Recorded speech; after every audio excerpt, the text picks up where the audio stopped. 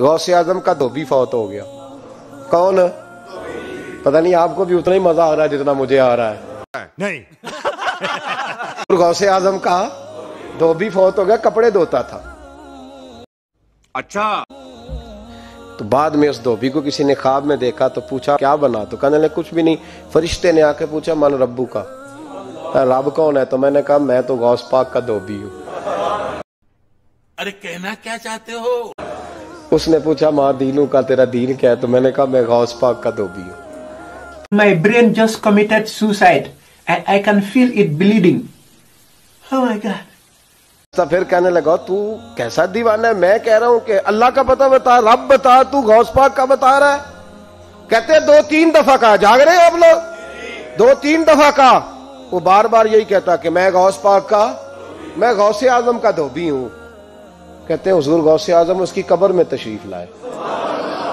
चुप, बिल्कुल चुप।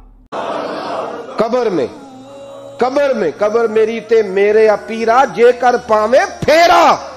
कबर मेरी ते मेरे अपीरा जे कर पावे फेरा।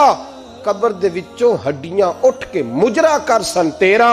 हुजूर गौसे आजम कबर में आए और फरमाने लगे क्यों तंग करते हो मेरे मानने वाले को?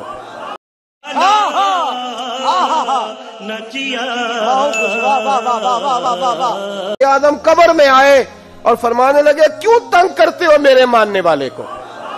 क्यों तंग करते हो मेरे? ये कोई लावारिस है, इसको तंग कर रहे हो?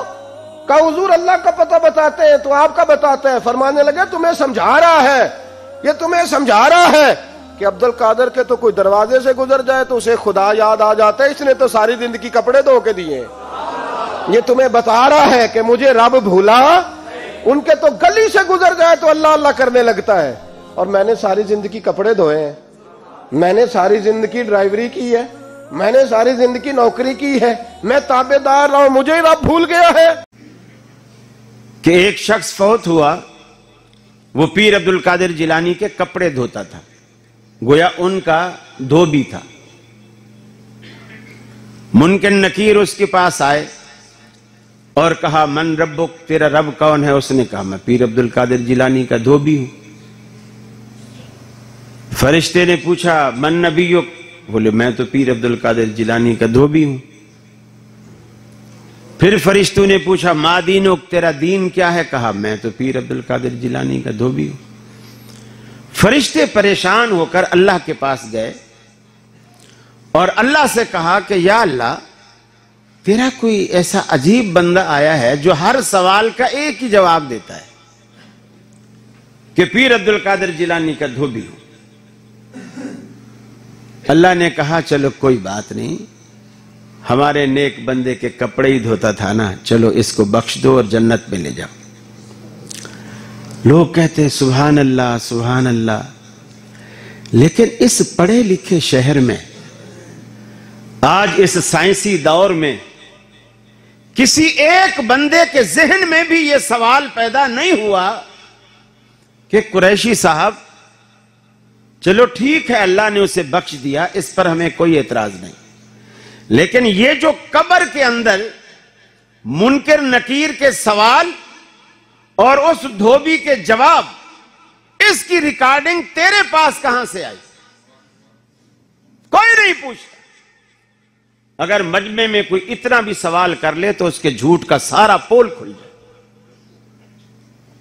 कि कब्र के हालात बाहर वाला जान ही नहीं सकता। आप 20 कैमरे कब्र में लगा दें, फरिश्ते को कैमरे की आंख थोड़ी देख सकती है। कैमरे की आंख सिर्फ उसी को देखती है जिसको इंसान की आंख देखती। कैमरा इंसानी आंख के फार्मूले पर ही बनाया गया है, उससे अलग ना ये जिन्नात को देख सकता है, ना ये फरिश्तों को देख सकता है, ना रूह को निकलता देख सकता है। आज तक किसी ने रूह की शक्ल नहीं देखी। लेकिन अहले हदीस वाहिद जमात है कि जब भी कोई बात करता है ये पूछते हैं कि आपने किस चैनल से ये बात की है, कहां लिखा हुआ है।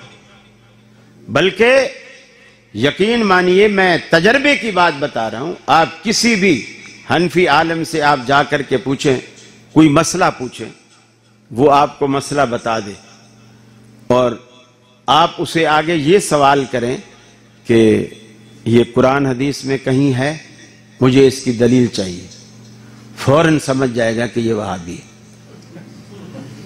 اس لیے کہ یہ کام ہی ان کا ہے، یہ کام ہی ان کا ہے، یہی پوچھتے ہیں۔